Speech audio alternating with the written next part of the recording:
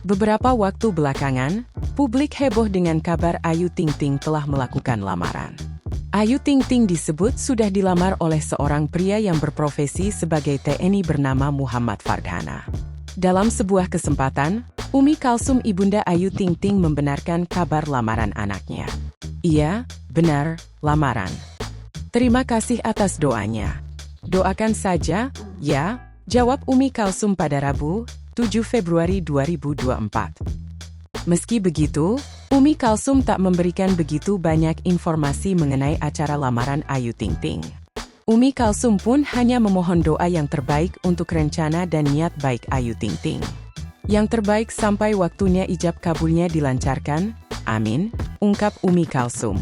Di lain sisi, Ayu Ting Ting juga sempat memberikan tanggapan mengenai kabar heboh dirinya melaksanakan acara lamaran.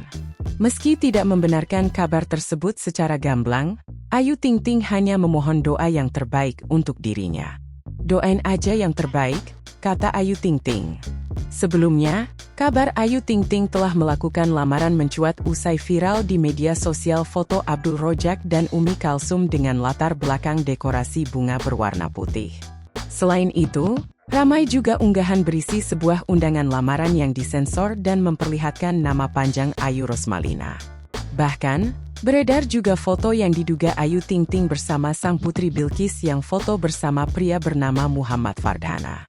Download Tribun X sekarang, menghadirkan lokal menjadi Indonesia.